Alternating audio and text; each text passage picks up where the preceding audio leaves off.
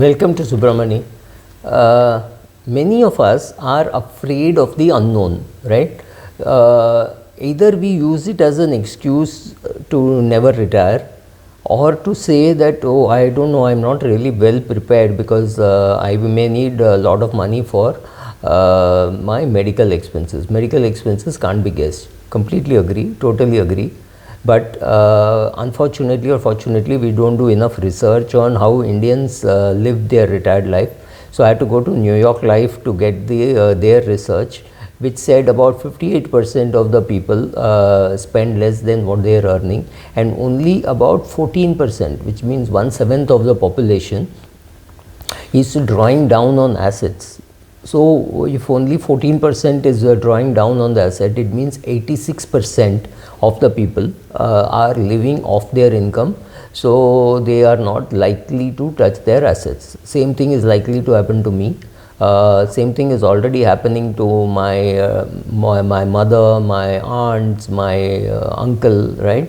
All these people are living very comfortably within their income, right? So they are not touching their assets. Their drawdown is not going to happen. And still, I am not talking just of these people, but most people who have retired are unable to spend the money that they have, which means they retired little late, right? They could have retired earlier. Financially speaking, they could have retired earlier. What would have they done with their time? That's a completely different question. But yes, many of them or most of the people whom I know are never going to touch their principal. They are going to live off their income. Income could be rental income, it could be interest income, it could be dividend income, anything, which means we've all created more assets than we need and than what our children also need, because it is not that the children are not going to create more assets, they are also going to create assets. So it's a question of people having assets, creating more assets and not spending it. Why does this happen, and why are they still very frugal? Why are they trying to say, oh, let's stay in a cheaper hotel, let's eat in a cheaper hotel and things like that? And I'm not even talking about super 5-star, 7-star luxury hotels, ordinary hotels, and they try to cut corners and things like that. Why is it? I think it's because of so many years of being forced to save. Suddenly at 60 or 65, you cannot start spending more. Right, you've got habituated to saving money. So when you have an economy available versus a luxury available, you choose economy, you don't choose luxury, right? So this just happened, and it is also an excuse for people to not retire. You ask them and they'll say, oh, I have 10 crores, but you never prepare for medical. But I have not known anybody spending so much on medical that they had to draw down their assets. So you ask a typical Indian, what will you do if interest rates go down? Let's take a simple case. A person has 2 crores in debt and he's kept everything in bank deposits, where he's getting say 8% return. So which means he's getting 16 lakhs of annual income and his expenses are say 8 lakhs. So he's still comfortably well off, and I'm ignoring taxation for a minute, right? And you go and tell him, oh, what happens if interest rates fall, right? So the first question is what happens when interest rates fall, and an economist thinks that, oh, now they will have to sell their assets to meet their expenses because interest rates have gone down from 8% to 4%.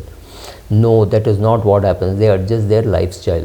They do not sell down their assets because the typical reaction is, I do not know how long I will live, what if there is a medical expense. The medical expense bogey is overplayed, right? So I think when you talk to a 52-year-old who by all stretch of calculation needs about 3 crores for retirement, and he has something like 12-13 crores, and what he or she, mostly he, say is 5 crores is not sufficient, I need 10 crores is not sufficient, I need 20. They have no clue. Mathematically challenged, but they have no clue. But I think the bigger challenge is they don't know what to do with their time. Maybe they are single, maybe they are maybe husband and wife have different interests, right? Maybe their children are anyway not listening to them. So they want to do something to pass their time, so they can't live with their children, or maybe at 52 you're too young in the sense that your children are not yet settled. So you don't know what to do. But the same story continues for a businessman even at 62, right? At 62, he or she does not have any other hobby.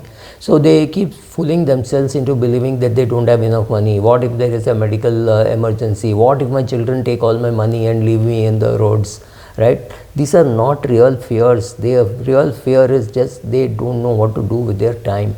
So when you have no hobbies, when you have nothing else to do, you have no friends, you have not created a group of friends, you don't have classmates, you're not in touch with your first cousins, you've had a fight because of your marriage, whatever it be. So if you don't know what to do with your time, you keep telling yourself that, oh, 10 crores is not enough, I need 20, or 15 is not enough, I need 17, something, so that you can keep working in a job which you don't like, in a business which you can't sell, or something like that. So when you see such people, you keep wondering that if only 1 in 7 in the US is selling their assets for their day-to-day living, it must be worse in India, don't you think so? I mean, I know people who wouldn't touch their capital even at the age of 85 or 83, 84. I know an 89-year-old who called me and said, I have shares of HDFC, Larsen and Toubro, I think Reliance and TCS.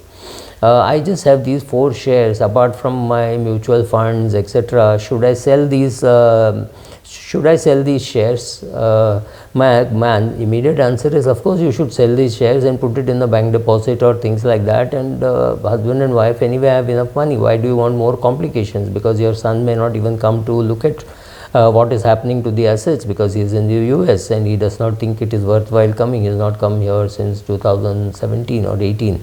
COVID became a good excuse. So 5 years you have not seen your son. So why not sell it off? He said, no, but it will anyway appreciate. I said, but you are not going to get the benefit of the appreciation. No, my son will get the benefit. I don't know from where they come. Why would you want to do all that for your son, who is anyway not interested in Indian assets? He's already settled in US. He thinks it's the best place, right? So when the children are not coming back, what is the use of all these assets, right?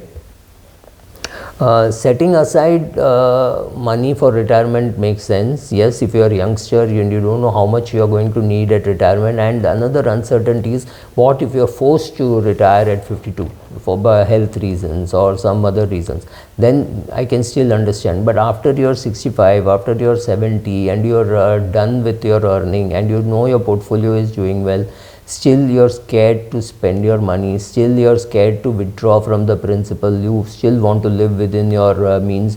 That is what you want to do.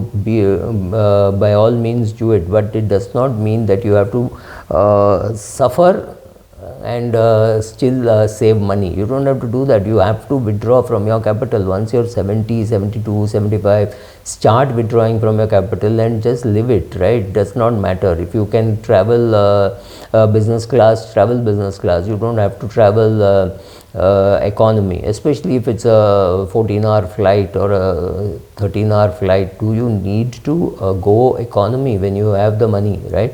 Do you need to suffer a bad airline at bad timing, right? Why would you take a 6 a.m. flight when you're retired just because the fare is less than the 8 a.m. flight or the 9 a.m. flight, right?